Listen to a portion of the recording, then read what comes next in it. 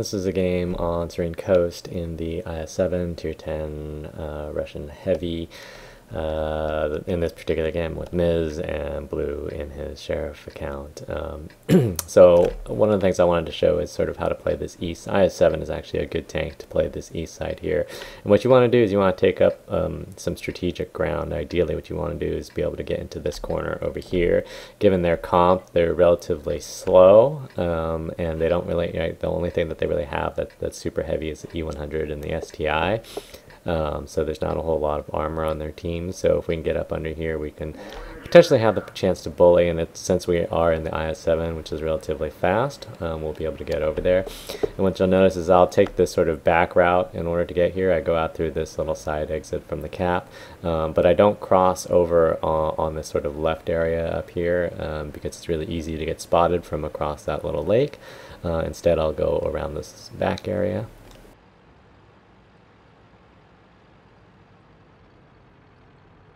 And so the IS-7 is a good tank in that it's kind of this mix of armor and speed, so you can take strategically important positions.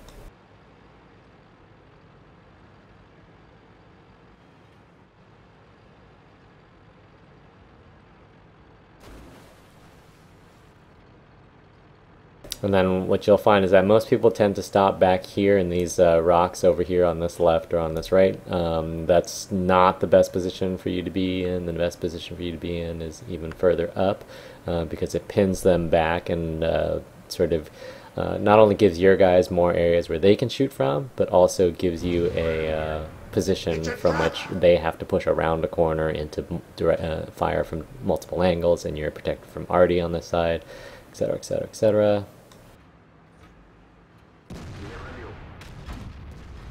And then, of course, I do a good job of not damaging this guy, unfortunately. But we do have some backup over here. We got an E5 and an E4, but see how they're a little bit back. So this E4 is a little bit back, and the E5 is also a little bit back. Ideally, what they would do is they would move up just a little bit closer to me. That would give them better area to shoot.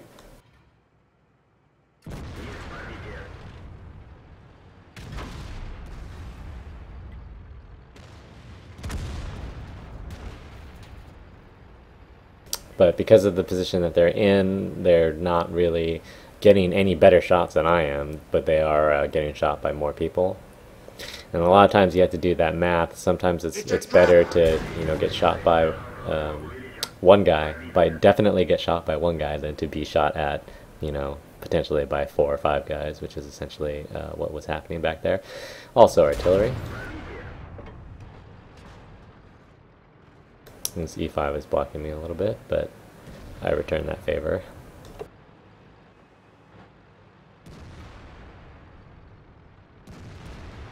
And then see how everybody comes up on this one side over here. You don't all want to go to the same side. The E4 basically got himself melted because he positionally did not play that very well. He played too far back early, and then he basically poked up there into multiple guns that he knew were there.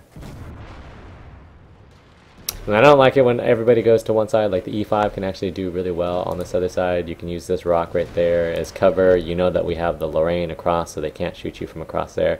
And you can use that as sort of a springboard. Unfortunately, you can't really do that with the IS-7. And this E5 is poking on this side. We've lost our E4. There's a T30 here, but yeah. It's a trap! That was a bad trade by me. So there's JPE in the back.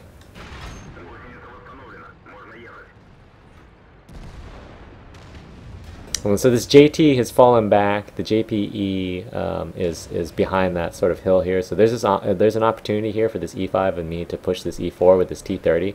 So we have more than enough to take him out. The JT is not going to be able to stop us. The E4 takes out the T30, and I thought that the E5 was pushing forward there, so I accidentally ran into him. So sorry, dude. That was my bad. But what I wanted to do was push in behind that E5 so that we could go both attack the E4, but he got spooked by the JT. The JT was not going to be able to shoot him if he pushed in on the E4.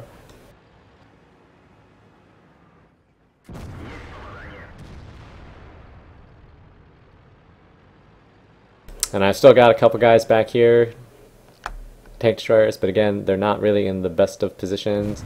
You want to be a little bit closer than that, otherwise you're basically just, you know, asking to be shot by other things.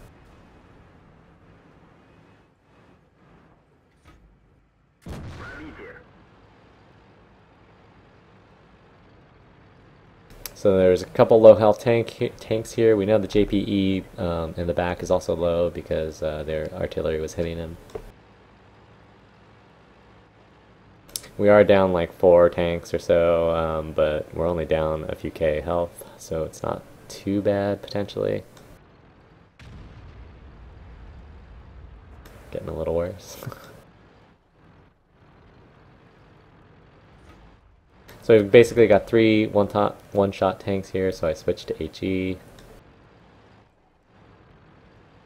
But I know the JT is in the open, the E4 is not for in terms of artillery, so artillery should be able to hit the JT. So blue has picked off that JPE and the JT in the back, and then now I can try to figure out if I can get a shot on this E4, but I shoot over him, and then T49 tries to land on me, and he gets one shot by JPE. I don't really understand that one, but whatever. And then that HE, the previous HE went too high, and that HE also went too high. Basically hit him in the gun mantlet, or near the gun mantlet, and didn't do any damage. But it did track that guy, so works out. And then now I've got this JPE that's finally moved up behind me. You'll notice that everything that sits back here died. That T95, oh no, that T95 left. What was the other thing that was back here? I guess we can look. JT, T30, those guys both died because they played too far back. And that's sort of the position, the difficulty of playing that position back there when there's a lot of artillery. So now I'm just watching what our JPE is doing, so I can keep this T30 proxied. I can make sure that he can't leave. He can't really push out down the ramp. But he, you know, is also keeping me pinned in. So I'm watching what this JPE does. This JPE is pushing up on. See, notice how this JPE is not pushing on the same side as me. He's actually pushing on the opposite side of me, which is incredibly brilliant. Because he's basically forcing this T30 to do something. T30 knows that he has a small chance to kill me, but I shoot him before he comes over. He's got no chance really to kill the JPE, because the JPE is at full health. It would take him, you know, 3 to 4 shots to kill. And then now I have to head back because our base is in trouble. All of their remaining tanks are there. Our JPE can just drive into their base and kill artillery if he wants. I think he mills around for a bit though.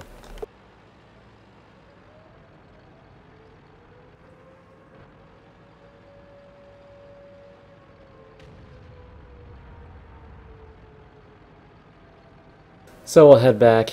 E4, 821, the 50B is charging in, gets set on fire, and then that shot actually went underneath the back of his turret and between the engine deck. So it was a very, very narrow miss somehow. Still an E4 on the cap, but you know, a lot of tier 10s, especially battle and struggle to kill T95s, so we're able to deal with that. And there's gonna be a bat chat here. It's a trap! And the bat chat's also one shot, but he's trying to figure out how he can shoot Miz. So he allows me to shoot him in the face, and blue shotguns the E4. And so there's only artillery left now, and it's still a little bit shaky because, you know, I have 189 health, Miz has 1 health, and blue has 135 health, so between us we have like 340 health or whatever. So we, you know, but we're still alive, and that's the important part. Doesn't really matter how few hit points you have. If you have 1 health, you still deal as much damage as if you had full health. The difference is, of course, you can get splashed a lot easier and killed, especially when there's artillery. And so in all that time when we went back and engaged those people, this JPE moved from about right here to about right there. So yeah.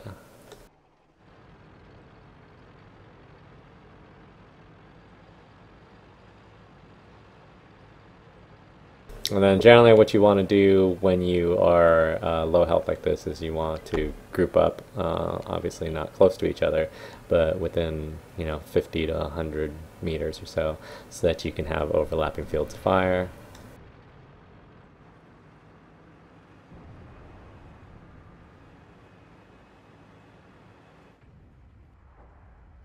It's a trap!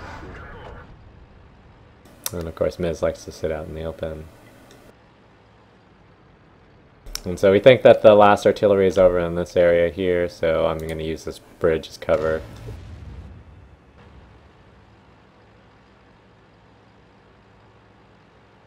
And so blue is going to charge down that one line.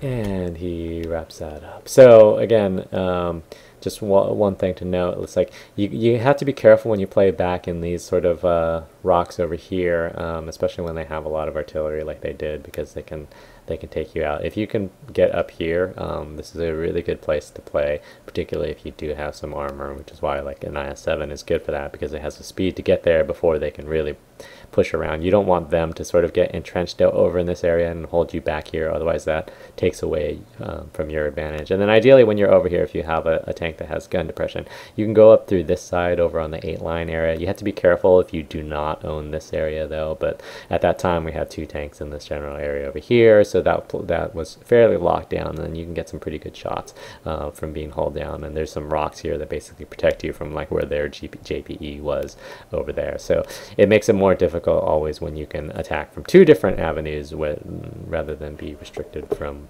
one.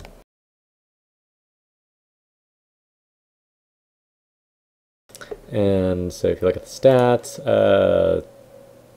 pretty good carry. I mean, between us we did more than half of the damage on our team, I think, or in that ballpark, around half, let's say. Yeah, a lot of that was just staying alive until the very end when Miz got himself killed by sitting out in the open trying to shoot artillery. But hopefully that was helpful for playing heavy tanks on Serene Coast and the IS-7 in particular, and thanks for watching.